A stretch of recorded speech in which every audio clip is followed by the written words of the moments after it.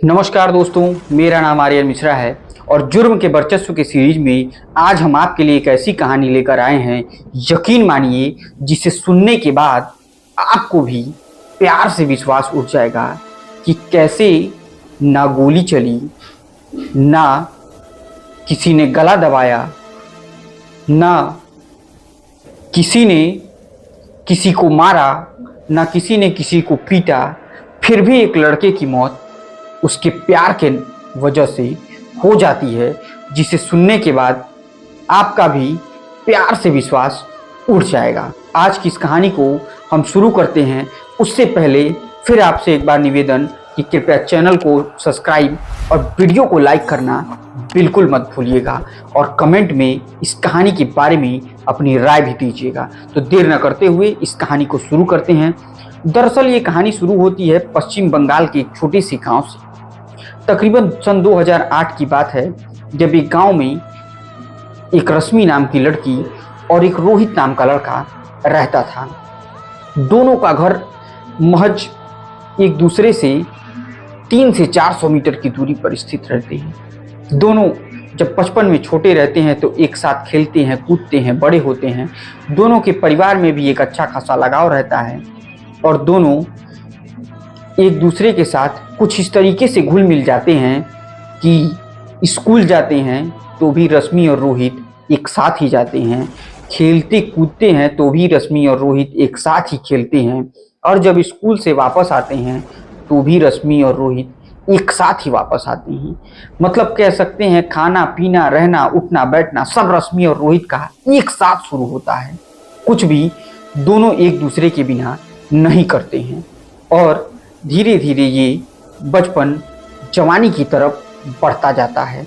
जैसे जैसे रश्मि और रोहित अपनी क्लास में आगे की तरफ बढ़ते जाते हैं, वैसे वैसे उनका ये दोस्ती और भी गहरी होती जाती है। क्योंकि दोनों के परिवार में संबंध भी अच्छे होते हैं, इसलिए इस दोस्ती को लेकर किसी पर कोई रोक टोक भी नहीं रहती है और दोनों अच्छे से एक साथ आना जाना वैसे ही बचपन की तरह ही रखते हैं। अब एक तरफ धीरे धीरे पढ़ाई का सिलसिला पूरा होता है और इधर रश्मि और रोहित की पढ़ाई 12वीं की क्लास में पूरी हो जाती है और अगला एडमिशन गांव से थोड़ी दूरी शहर के तरफ बीए में होना रहता है। रश्मि और रोहित दोनों एक दूसरे के एक अच्छे दोस्त भी होते हैं और दोनों पढ़ने में भी उतना ही ठीक ठाक होते हैं।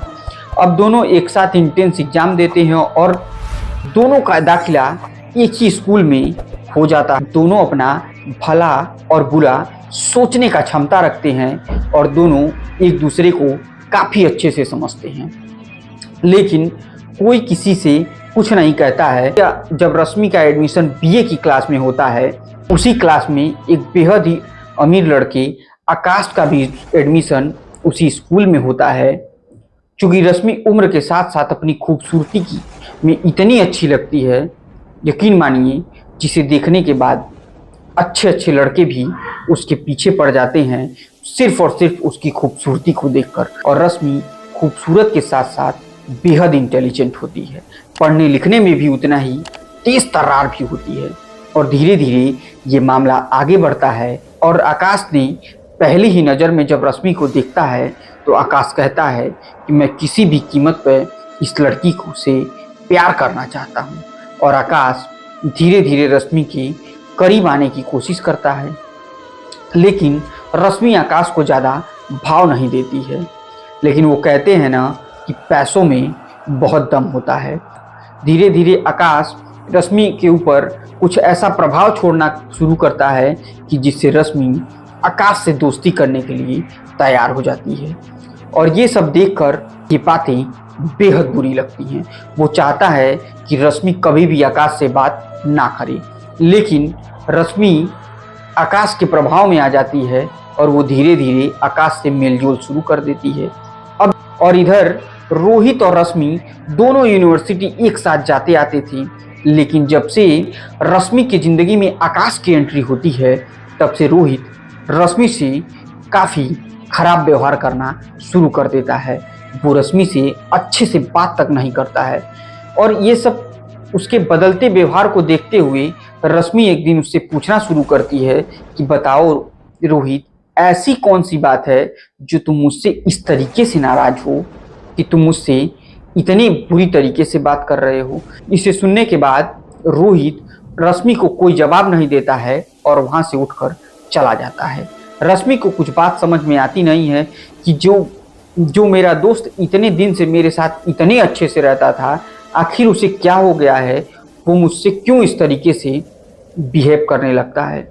एक दिन रश्मि रोहित के घर के पास आती है और रोहित का दरवाज़ा खटखटाती है। रोहित बाहर निकलता है और कहती है कि चलो चलते हैं पढ़ाई के लिए। तब रोहित कुछ बोलता नहीं है और दोनों एक साथ निकल जाते हैं।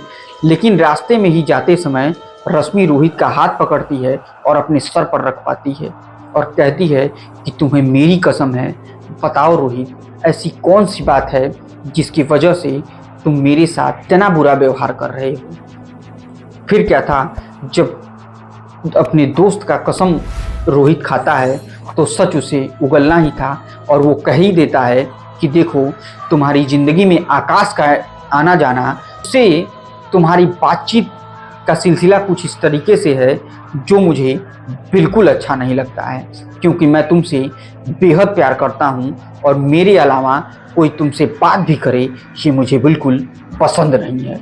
ये सुनने के बाद रश्मि की आंखें भर जाती हैं और वो रोहित को गले से लगा लेती है और कहती है कि देखो रोहित, मैं तुमसे बहुत प्यार करती हूँ, लेकिन मैंने भी आज तक ये बात तुमसे छुपाई क्योंकि मेरी भी हिम्मत नहीं होती थी कि मैं तुमसे कहूँ। लेकिन ये सुनने के बाद तुम अगर आकाश क्या तुम दुनिया छोड़ने की बात करोगे तो मैं उसे भी छोड़ दूंगी।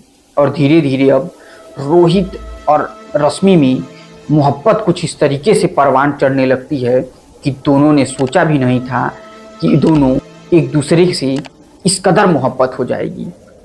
और ये मोहब्बत धीरे धीरे अपने चरम सीमा की ओर बढ़ती है और दोनों एक दूसरे में इस तरीके से खो जाते हैं कि देखते ही देखते पता ही नहीं चल पाता है कि कब बीए की पढ़ाई ख़त्म कर ली और ये लोग कुछ समझ भी नहीं पाए। ऐसे ही दिन धीरे धीरे बीतते जा रहे होते हैं और रश्मि और रोहित एक दूसरे को डेट करना शुरू कर देते हैं। डेट करते करते अब एक दिन ऐसा भी आ जाता है जब रोहित रश्मि के पास फ़ोन करता है और कहता है, रश्मि, आज शाम 4 बजे चलते हैं हम लोग मूवी देखने। रश्मि कहती है ठीक है, कोई बात नहीं, शाम को मैं 4 बजे आऊँगी और मूवी देखने चला जाएगा। और रोहित उधर अच्छे से तैयार हो जाता है। घड़ी की सुई में 4 बज जाते हैं, लेकिन रश्मि अभी तक नहीं आती है। अब रोहित रश्मि को फ़ोन करता है लेकिन रश्मि फ़ोन भी नहीं उठाती है। रोहित परेशान हो जाता है और धीरे धीरे ये करते हुए तकरीबन शाम की 6 बज जाते हैं, लेकिन रश्मि का कोई पता ठिकाना नहीं होता है। अब रोहित के पास थोड़ी देर बाद 6:25 के आसपास रश्मि का फ़ोन आता है और रश्मि फ़ोन में ही रोने लगती है। रश्मि को रोते हुए देख रोहित आश्चर्य से भर जाता है और बार बार उससे पूछता है कि क्या हुआ, तुम रो क्यों रही हो। लेकिन रश्मि कुछ नहीं बताती है और कहती है कि मैं 7 बजे तुम्हारे घर पर आऊँगी तो ही तुमको सब बात बिल्कुल डिटेल से बताऊंगी। अब रोहित अपने बिस्तर पर लेटकर रश्मि का इंतज़ार करने लगता है और 7 जैसे ही बजते हैं रोहित घर का दरवाज़ा किसी ने खटखटाया और रोहित की माँ दरवाजे के ही आसपास खड़ी रहती है और दरवाज़ा खोलती है। जैसे ही दरवाज़ा खुलता है रश्मि को सामने देखती है। रश्मि रोहित की माँ के चरणों में प्रणाम करती है और पूछती है कि रोहित कहाँ है। उसकी माँ रोहित के कमरे की तरफ इशारा करती है और बताती है कि वो कमरे में ही है। और जब कमरे में रश्मि जाती है तो रोहित को लिपट कर रोने लगती है और उसका रोना देख रोहित हक्का बक्का हो जाता है। रोहित को कुछ नहीं समझ में आता है कि आखिर रश्मि रो क्यों रही और रोहित उससे तमाम पूछने की कोशिश करता है, लेकिन रश्मि का रोना बंद नहीं होता है। और अंतिम में जाकर तकरीबन आधे घंटे बाद रश्मि कुछ कहने की हालत में आती है और कहती है, रोहित, मेरे पापा ने मेरी शादी किसी और से तय करा दी है। ये सुनने के बाद रोहित को तो मानो 440 वोल्ट का करंट लग जाता है और वो बिल्कुल सन्न रह जाता है और अपने उसी बेड पर गिर जाता है। और रोहित अपनी मूर्छित अवस्था में सिर्फ एक ही बात कहता है कि रश्मि, तुम कह दो कि तुम झूठ बोल रही हो, ये बात सच नहीं है। लेकिन रश्मि बार बार कहती है कि ये बात सच है और मैं झूठ नहीं बोल रही हूँ। और तुम भी इस सच को जितना जल्दी स्वीकार कर लो, तुम्हारे लिए भी अच्छा और मेरे परिवार के लिए भी बहुत अच्छा होगा। लेकिन रोहित रोता जाता है और उसी बेहोशी की हालत में ही रहता है। फिर उसके बाद रश्मि रोहित के चरणों में बैठती है, उससे हाथ जोड़कर माफ़ी मांगती है कि तुम मेरी शादी में कोई खलल मत डालना, क्योंकि मेरे बाप की इज्जत मुझे बहुत प्यारी है। और ये सब सुनने के बाद रोहित तो बिल्कुल आश्चर्य से भर जाता है कि मेरी रश्मि अचानक ऐसे कैसे बदल गई, उसने सोचा भी नहीं था।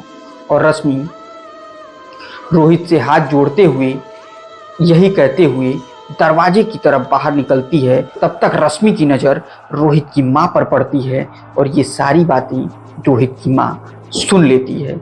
और सुनने के बाद रश्मि फिर अपनी नर्म आंखों से रोहित की माँ को प्रणाम करती है और दरवाजे से बाहर चली जाती है। और इसके बाद रोहित को इस बात का सदमा कुछ इस तरीके से लगता है कि वो इस सदमे को झेल नहीं पाता है। और रश्मि के शादी के एक दिन पहले ही रोहित ने अपने प्राणों को त्याग दिया और इस प्रकार से रोहित की मौत हो जाती है। लेकिन फिर भी अगले दिन रश्मि की शादी होती है। शादी बेहद धूमधाम से होती है। अब दोस्तों, आप लोग ही तय करिए, न रोहित की हत्या की जाती है, न उसके साथ मारपीट की जाती है, और सिर्फ एक प्यार के धोखे में रोहित इस सदमे को बर्दाश्त नहीं कर पाता है और अपनी जान दे देता है और इस सदमे से रोहित की मृत्यु हो जाती है। तो सोचिएगा जरूर कि दिल लगाना अच्छी बात है, लेकिन किसी से इस प्रकार ना दिल लगाइए कि उसे छोड़ जाने के बाद आप इस तरीके से परेशान हो कि आपकी जान चली जाए। और इसी के साथ ये कहानी यहीं पर समाप्त होती है। उम्मीद करता हूँ मेरी ये कहानी आपको बहुत अच्छी लगी होगी।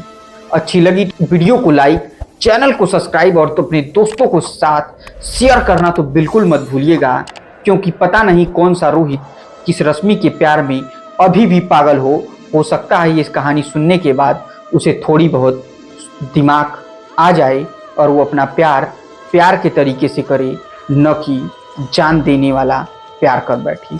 इसी के साथ मुझे दीजिए इजाज़त। जय हिंद, जय भारत।